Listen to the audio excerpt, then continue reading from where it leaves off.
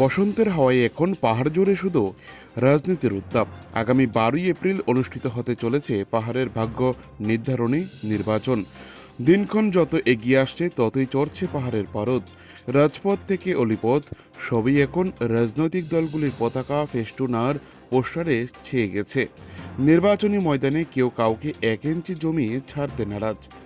আমাদের প্রতিনিধির ক্যামেরায় ধরা পড়েছে প্রচারের বিচিত্র সব ছবি।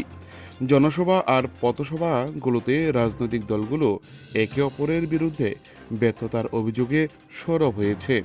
অভিযোগ আর পাল্টা অভিযোগের এই টানাপোড়েনে পাহাড়ের রাজনৈতিক পরিবেশ এখন সরগরম। রাজনৈতিক ডামাডোলের মাঝেও পাহাড়ের সাধারণ ভোটারদের কাছে সবথেকে বড় হয়ে দাঁড়িয়েছে মৌলিক চাহিদাগুলো।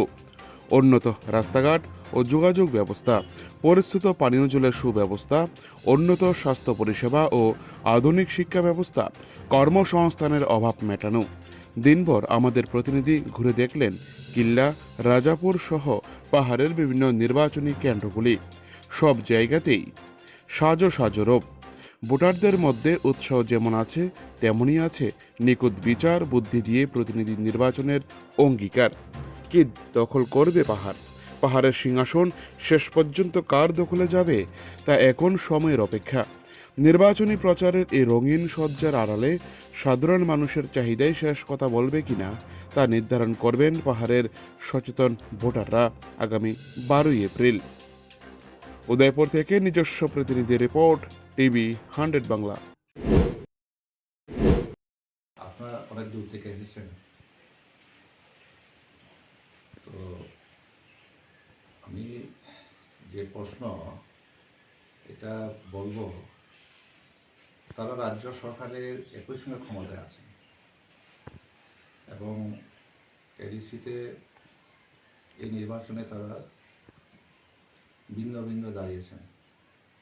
এটা ধরে নিন আরএসএসের হয়তো পলিসি মেকিং হইতে পারে, এটা পরিষ্কার কথা আমি বলবো আপনাদের। ত্রিপুরার মধ্যে এবং বিজেপির মধ্যে তারা এই যে ভিন্ন প্রার্থী দেওয়া এডিসিতে, আমি আপনাদের মাধ্যমে বলবো ত্রিপুরা মাতা হচ্ছে বিজেপির সহযোগী দল।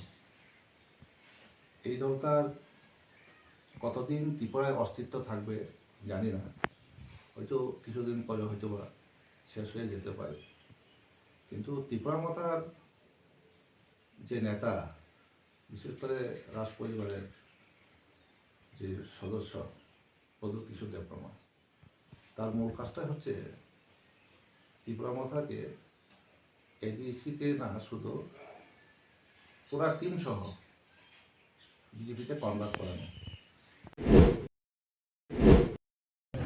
বর্তমান তো পরিস্থিতি আমরা এখন এমনি ভালো, যাই বিজেপি হোক, সিপিএম হোক, কংগ্রেস হোক, আইপিএফটি হোক, আমরা মধ্যে সমস্যা নাই।